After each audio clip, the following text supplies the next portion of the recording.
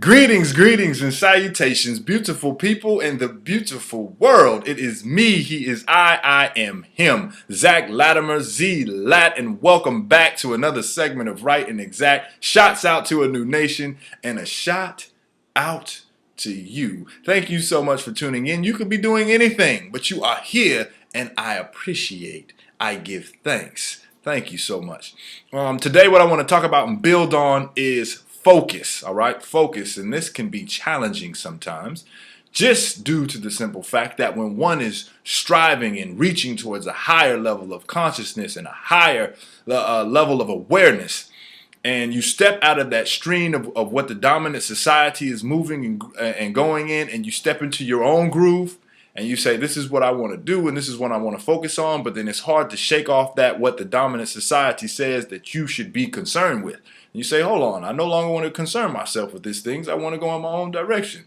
But then it's hard to focus on these things. So one thing that one can do when they want to sit down and focus on some of the things that they want to is you have to slow things down, okay? You got to slow things down. And a lot of times when we look at it, they say focus, you have to sit and you have to be still and you have to stop things. And that's not going to happen because everything is moving, everything is vibrating, everything has its own rhythm to it. Now, what you can do, though, is bring things into a state of stasis where you slow them down enough where you can able to observe these things, right? So it's just like water. Water is solid, it could be in a liquid, and it could be in a gas.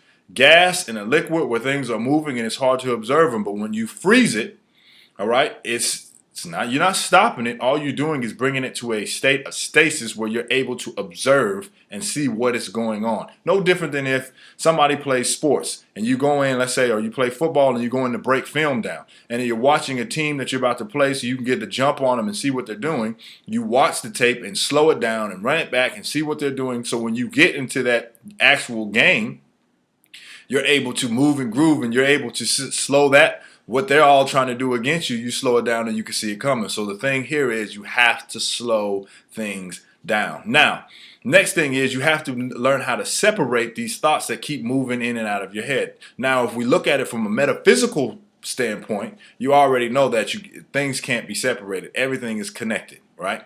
But this is where a shoe comes in and it gives you can use that, at least use that illusion of separation where when these things start to come through your head and these ideas, and let's say you sit down and you want to open up a bank or you want to open up a business or you want to open up anything in life, and you sit down and you start to give your focus and attention to whatever this task is. And as you're trying to give your focus to it, then these things start running through your head of sneakers and ice cream and all of these other things start running through your head. What you want to do then is you want to give those things your focus. You want to separate those things and put them in their own bag, because if you don't separate these things, then what they'll do is they'll attach themselves to your task, and then it's hard to focus in on what you want to do. So what you want to put them in their own container, separate them, segregate them, so then you're able to actually move on and then start to focus on it. This is a muscle that you just have to keep training.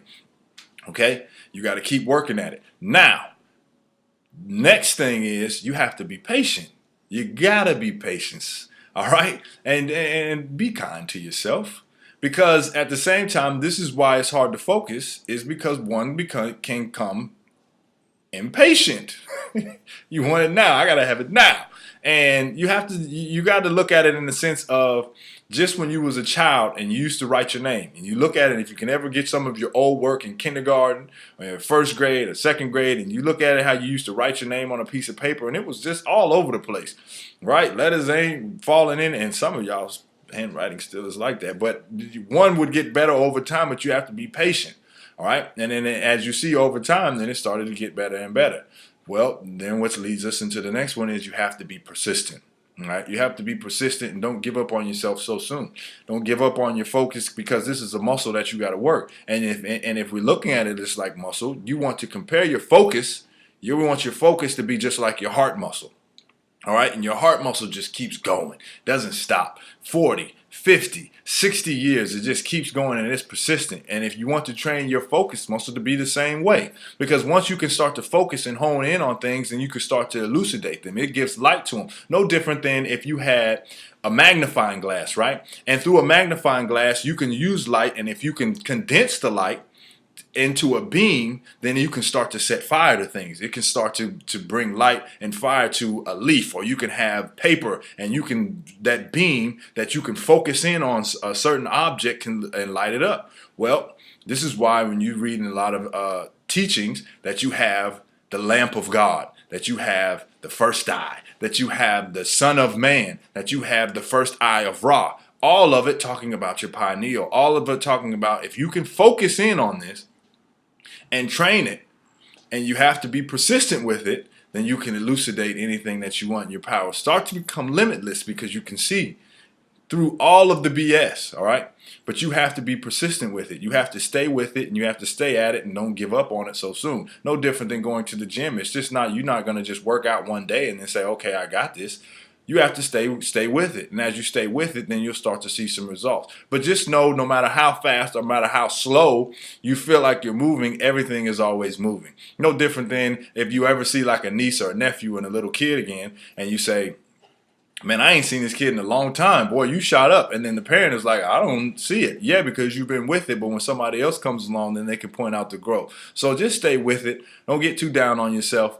And just keep staying and keep going. All right, keep grinding, and knowing that life does not get easier. You just get better at the things that you do, and then you just make it look easy. All right. So I will that you got something out of this. I will that you have a wonderful day. If you want to get deeper into this, holla at Chief Yu on Enlightenment Transformation. He'll go all the way in. If you want to check me out on Instagram, Zach Latimer, ZACHLATIMER, and we can chop it up. All right. Until next time, I'm out. Deuces.